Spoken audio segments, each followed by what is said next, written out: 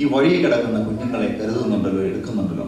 ഇത്രയും കാലമായിട്ട് എത്ര കുട്ടികൾ എടുക്കാനായിട്ട് സാധിച്ചിട്ടുണ്ട്, അവരുടെ കണക്കുണ്ടോ എന്ന് ചോദിച്ചു. അദ്ദേഹം ചിരിച്ചുകൊണ്ട് നശു, ഏകദേശം 2500 പരം കുഞ്ഞുങ്ങളെ ഞാൻ തെരുവിൽ നിന്നും എടുത്ത് രക്ഷപ്പെടുത്തിയിട്ടുണ്ട്. അപ്പം ഞാൻ ചോദിച്ചു, അവരൊക്കെ എവിടെയാണ് സഹോദര താമസിക്കുന്നത്? അപ്പം അദ്ദേഹം പറഞ്ഞു, അവരൊക്കെ ഇന്ന് ലോകത്തിൻ്റെ വിവിധ കോണുകളിൽ, ഇന്ന് നമ്മുടെ പലരുടെ മക്കളും നാട്ടിലും ദൂരദേശത്തും പഠിക്കുന്നത് പോലെ ജർമ്മനി, അമേരിക്ക, വിവിധങ്ങളായ രാജ്യങ്ങളിൽ പഠനാർത്ഥവും ജോലിയൊക്കെയുമായിട്ട് ഉന്നത സ്ഥാനങ്ങളിലായിരിക്കുകയാണ്. അവരെ ഞാൻ എടുത്ത് പഠിപ്പിച്ചു. അവർക്ക് എല്ലാവിധ വഴിനടത്തലും എല്ലാ വഴികളും പറഞ്ഞു കൊടുത്ത് അവരെ സുരക്ഷിതമായ സ്ഥാനങ്ങൾ എത്തിക്കുവാനായിട്ട് സാധിച്ചു. അനുഗ്രഹിക്കപ്പെട്ടവരെ, നമ്മളെക്കുറിച്ച് ഓർത്ത് നോക്കിക്കേ. നമുക്ക് എത്രയുണ്ട് മക്കൾ? 1, 2, 3, ഏറിയ 4. കേരളത്തിൽ പോയി നോക്കുകയാണെങ്കിൽ 1 തന്നെ കഷ്ടിയാണ്. പക്ഷേ അതിന് മറുവശം ചിന്തിച്ച് നോക്കിക്കേ, എത്ര കഷ്ടപ്പെട്ടാൽ നമ്മൾ പ്രയാസം. എന്നും നമ്മൾ തലവേദന കൊണ്ട് നടക്കുക. എൻ്റെ മക്കളെ കൊണ്ട് മടുത്തു എന്ന് പറയാത്ത മാതാപിതാക്കൾ ഭൂമിയിലുണ്ടെന്ന് ഇതൊന്നുമില്ല. 1, 2 മക്കളെ വളർത്തുവാൻ നാം കഷ്ടപ്പെടുന്ന പ്രയാസം ഓർത്ത് നോക്കിക്കുക. ഇവിടെ ഈ മനുഷ്യൻ ആരോരുമില്ലാത്ത എല്ലാ തെമ്മാടിത്തരങ്ങളും വൃത്തികേടുകളും കൈവശമാക്കിയ മക്കളെ എടുത്ത് സ്നേഹവാത്സല്യത്തോടെ വളർത്തി വലുതാക്കിയ 2500, അത് 2003 ഇപ്പൊ എനിക്ക് തോന്നുന്നത് 5000 കഴിഞ്ഞിട്ടുണ്ടാവും. അനേകായിരം കുഞ്ഞുങ്ങളെ എടുത്ത് വളർത്തിയ ആ മനുഷ്യന്റെ ആ മനസ്സിന്റെ അവസ്ഥയെ നാം ചിന്തിച്ചു നോക്കുകയും എന്തുകൊണ്ട് അദ്ദേഹത്തിന് അത് സാധിച്ചു? 2 കാരണങ്ങളാണ്. 1, തെരുവിൽ കിടന്ന് കരഞ്ഞുകൊണ്ടിരുന്ന കുഞ്ഞുങ്ങളുടെ കണ്ണുനീര് ദൈവസന്നിധിയിൽ എത്തിച്ചേർന്നു. തെരുവിൽ കിടന്ന് പ്രയാസപ്പെടുന്ന കുഞ്ഞുങ്ങളുടെ കണ്ണുനീരും നിലവിളിയും ദൈവം തമ്പുരാന്റെ സ്വർഗ കവാടങ്ങൾ തുറന്നവിടെ പ്രവേശിപ്പാനായിട്ട് ഇടയായിത്തീർന്നു. പ്രയാസം കണ്ട് വേദനിച്ച ആ ബ്രദറിന്റെ മനസ്സിന്റെ ഞരക്കങ്ങൾ കേൾക്കുവാനായിട്ട് ദൈവത്തിനിടയായി തീർന്നു. അനുഗ്രഹിക്കപ്പെട്ടവരെ, നമ്മുടെ ജീവിതത്തിൽ നാം ആരുടെയെങ്കിലും ഞരക്കങ്ങളെ കുറിച്ച്, പ്രയാസങ്ങളെ കുറിച്ച്, ക്ലേശങ്ങളെ കുറിച്ച് നാം ആത്മാർത്ഥമായിട്ട് മനസ്സ് നൊന്ത് പ്രാർത്ഥിക്കുന്നുണ്ടോ? ഒരു തുള്ളി കണ്ണുനീരെങ്കിലും നമ്മളെ പൊഴിച്ചിട്ടുണ്ടോ? ശാന്തമായിട്ട് ചിന്തിച്ചു നോക്കുക. സുഖമായി സെമിനാരിയിൽ ആഘോഷമായി ജീവിക്കാൻ സൗകര്യമുണ്ടായ സാഹചര്യത്തിൽ നിന്നാണ് ഈ ബ്രദർ ഈ തെരുവിലേക്ക് ഇറങ്ങി വരുന്നത്. അനുഗ്രഹിക്കപ്പെട്ടവരെ, അപ്രകാരം നാം ആത്മാർത്ഥമായിട്ട് നല്ല ഉദ്ദേശത്തോടു കൂടി നാം കരഞ്ഞ് പ്രാർത്ഥിക്കുമ്പോൾ നമ്മുടെ കണ്ണുനീരിനെ കാണുന്നവനും കേൾക്കുന്നവനും നമ്മുടെ പ്രാർത്ഥന കേൾക്കുന്നവനുമാണ് ഉടയ തമ്പുരാൻ. ആ തമ്പുരാന്റെ വിശുദ്ധമായ സന്നിധിയിലാണ് ഞാനും നിങ്ങളും ഇന്ന് കടന്നു വന്നിരിക്കുന്നത്. അനുഗ്രഹിക്കപ്പെട്ടവരെ, ശാന്തമായിട്ട് നമുക്ക് ആ ദൈവത്തോട് പ്രാർത്ഥിക്കാം. ആത്മാർത്ഥമായിട്ട് നമുക്കൊന്ന് കരയാം. ആത്മാർത്ഥമായിട്ട് നമുക്ക് നമ്മുടെ ഹൃദയ കണ്ണുകളെ, ഹൃദയ കവാടങ്ങളെ ദൈവസന്നിധിയിൽ തുറന്ന് നമുക്ക് ഹൃദയം ദൈവവുമായിട്ട് പങ്കുവയ്ക്കാം. പഴയ നിയമം പഠിക്കുമ്പോൾ കാണുവാനായിട്ട് സാധിക്കുന്നുണ്ട്. ഇസ്രായേൽ ജനത്തെ വാഗ്ദാന കനാൻ നാട്ടിലേക്ക് കൂട്ടിക്കൊണ്ടു പോകുവാനായിട്ട് യിത്രോ പുരോഹിതന്റെ മരുമകനായ മോശയോട് യഹോവ കൽപ്പിക്കുകയാണ്. മോശെ, നീ ചെന്ന ഈ ജനത്തെ കൂട്ടിക്കൊണ്ട് മോചിപ്പിച്ച് കനാൻ നാട്ടിലേക്ക് പോകണമെന്ന് പറഞ്ഞു. മോശ പറഞ്ഞു, എൻ്റെ കർത്താവേ, നീ എന്തായി പറഞ്ഞു? ഞാൻ ഒരു പാവം മനുഷ്യൻ, ഒരു ആട്ടിടയൻ, അമ്മായിയപ്പനെ ആട് നോക്കി ഇങ്ങനെ ജീവിക്കുക. മര്യാദയ്ക്കും സംസാരിക്കാൻ പോലും എനിക്ക് സാധ്യമല്ല. ശക്തമായ വിക്കലുണ്ട്.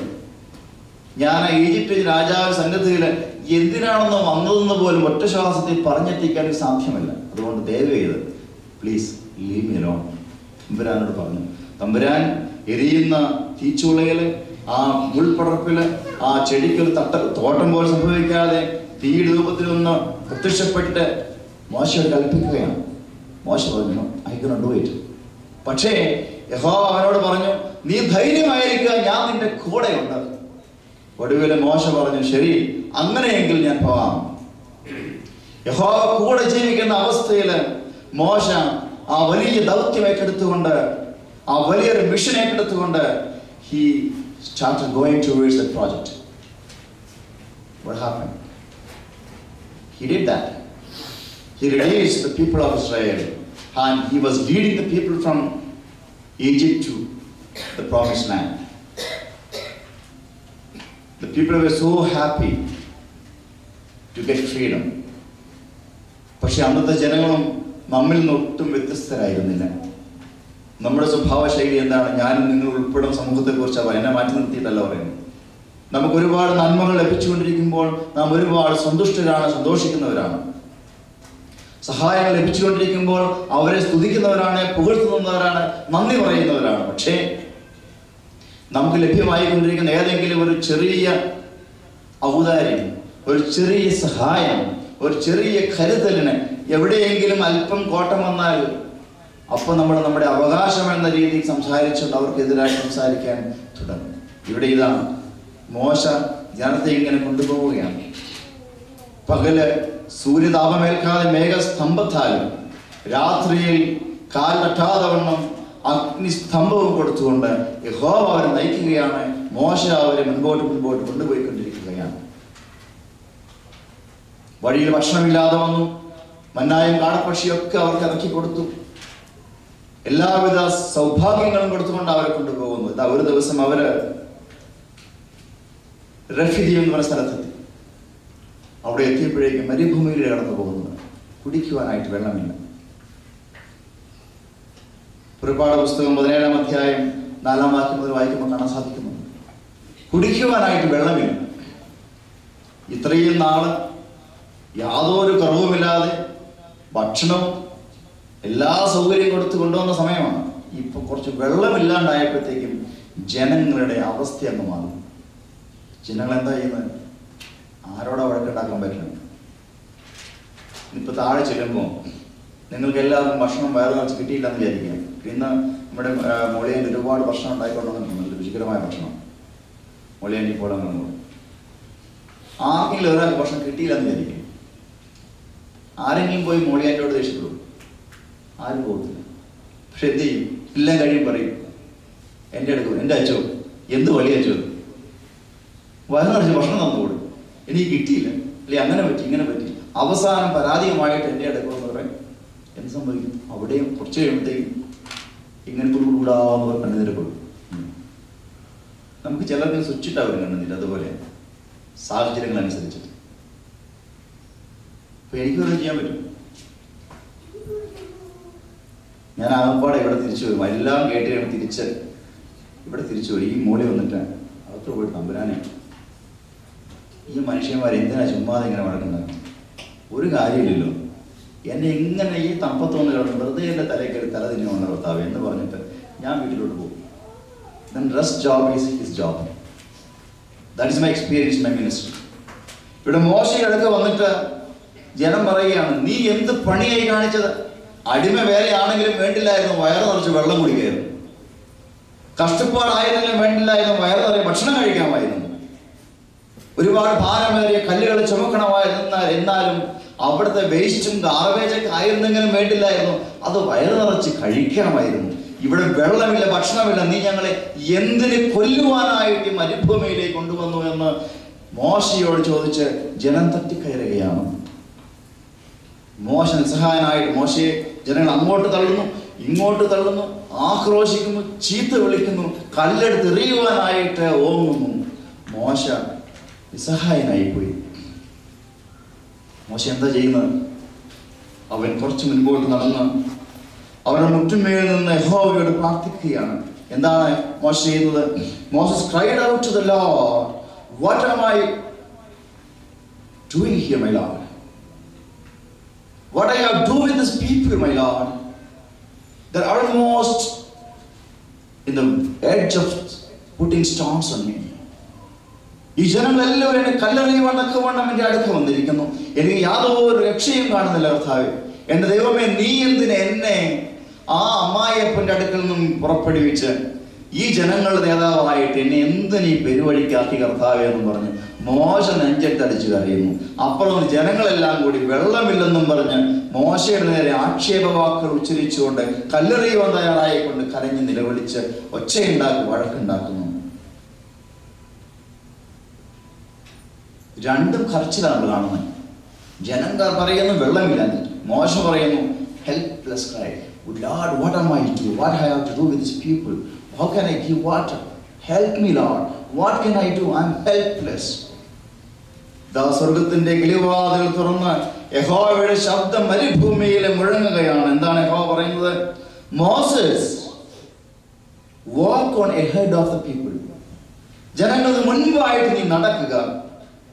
കൂടെയുള്ള കുറച്ച് പ്രായമുള്ള ആളുകളെ നിന്റെ കൂടെ കൂട്ടിക്കൊള്ളുക. Take some elders also with you and take the staff with you. നിന്റെ വടി നിന്റെ കയ്യിൽ എടുത്തുകൊള്ളുക.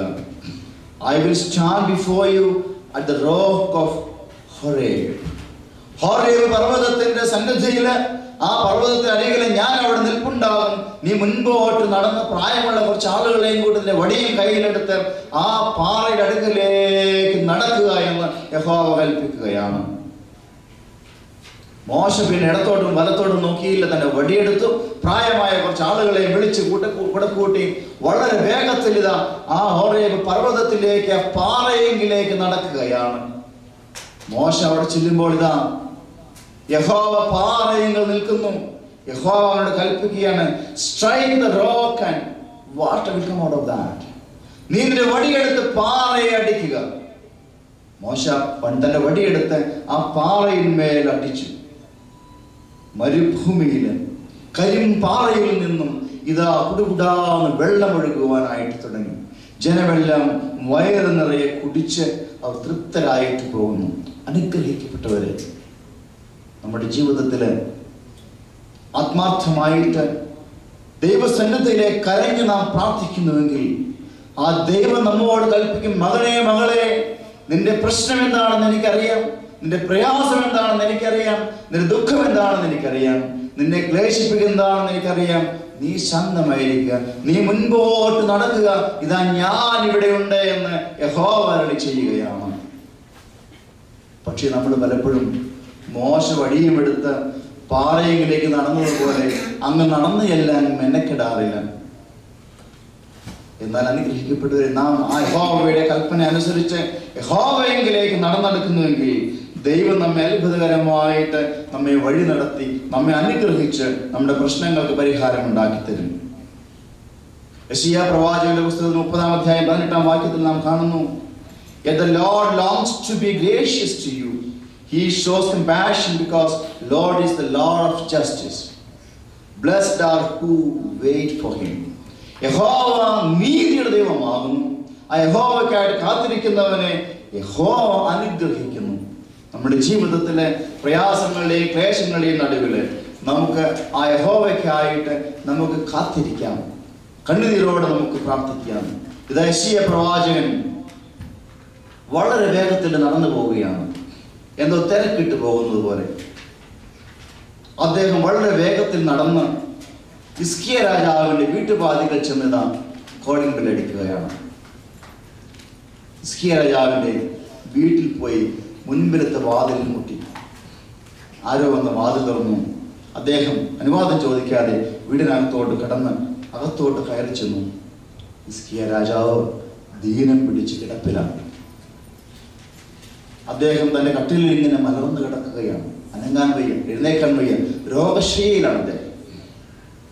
യെശയ്യാ പ്രവാചകൻ ചെന്നിട്ട് ഹിസ്കിയാവിനെ തട്ടിയിട്ട് പറഞ്ഞു, ഹിസ്കിയാവേ, യഹോവ എന്നെ പറഞ്ഞയച്ചിരിക്കുകയാണ്, നീ മരിക്കുവാൻ പോവുകയാണ്. നോർത്തു നോക്കി, നമ്മളോടൊക്കെ രാത്രി ഒന്ന് പറഞ്ഞ് അത് മുഴുവൻ കേൾക്കാൻ പോലും നമ്മൾ ചെയ്തുകൊണ്ടിരിക്കുകയില്ല. അപ്പോഴേ ഹാർട്ട് അറ്റാക്ക് വന്നു വെച്ചു അല്ലേ? ഇന്നിപ്പോൾ ആരോടും പറയാൻ, ഇടോ മോനെ നീ ഇന്ന് മരിച്ചു പോകുമെന്ന് പറഞ്ഞാൽ എങ്ങനെയായിരിക്കും? നോർത്തു നോക്കി, ചിന്തിക്കാൻ പോലും വയ്യ കാര്യം. അത് മുഴുവൻ കേൾക്കാൻ നിൽക്കാൻ നമ്മൾ ചിലപ്പോൾ തിരിഞ്ഞൊറ്റ ഓടം ഓടിയിരിക്കും, അത് കേൾക്കണ്ടെന്ന് വെച്ചിട്ട്. പക്ഷേ ഹിസ്കിയാവ് കെട്ടാക്കടപ്പെടുക, അനങ്ങാൻ വയ്യ. ഹിസ്കിയാവേ, നീ മരിക്കുവാൻ പോകുന്നു, നീ നിന്റെ വീട്ടുകാര്യങ്ങളെ എല്ലാം പറഞ്ഞ് പെട്ടെന്ന് ക്രമീകരിച്ചുകൊള്ളുക. വലിയൊരു ഇടിപെട്ടേറ്റ പോലെ ആയിപ്പോയി ഹിസ്കിയാവ്. ഹിസ്കിയാവാണെങ്കിലും മരിക്കാൻ കിടക്കുക, എന്നാലും അദ്ദേഹത്തെ സ്വപ്നം ഇങ്ങനെയായിരുന്നു. കഴുകനെ പോയ യൗവനൊക്കെ പ്രാപിച്ച് ഞാനിവിടെ നിന്ന് എഴുന്നേക്കും, എന്നിട്ട് ഞാൻ രാജ്യഭരണം നടന്നു സുഖമായിട്ട്. ഞാൻ അങ്ങനെ വെറുതെ കിടക്കുകയല്ലേ, വേറെ പണിയൊന്നുമില്ല. അപ്പൊ സ്വപ്നം കണ്ട് ഇങ്ങനെ കൂട്ടിക്കൊണ്ടിരിക്കുക. ഞാൻ എൻ്റെ ബൈപ്പാസ് സർജറി കഴിഞ്ഞാൽ ഒരു 3-4 മാസം വെറുതെ കിടപ്പായിരുന്നു. ഒരുപാട് ഓടാൻ ചാടാനൊന്നും വയ്യ, വണ്ടി ഓടിക്കാൻ പോയി. വണ്ടി ഓടിക്കാൻ വേണ്ടി എവിടെയെങ്കിലും ചുറ്റാൻ പോയായിരുന്നു. ആ കിടന്ന സമയത്ത് മുഴുവനും ചിന്തിച്ചത് ഒറ്റ കാര്യമുള്ളൂ, നാളെ മരിച്ചു പോകുന്ന ഒരു പ്രാവശ്യം കൂടി ചിന്തിച്ചില്ല. ചിന്തിച്ചതൊക്കെ ഇതായിരുന്നു, ഇവിടെ നിന്ന് ഇറങ്ങി കഴിയുമ്പോൾ എന്ത് ചെയ്യണം. ഒരു 6 മാസം കഴിയുമ്പോൾ ഡോക്ടർ പറഞ്ഞു, you will be back to life with more health and a good heart. അപ്പൊ എന്ത് ചെയ്യണം? പുതിയ പുതിയ പ്രോജക്റ്റുകൾ, പുതിയ പുതിയ ചിന്തകൾ, പുതിയ പുതിയ ആലോചനകളൊക്കെ ഇങ്ങനെ സ്വപ്നം കാണുകയായിരുന്നു കിടന്നു.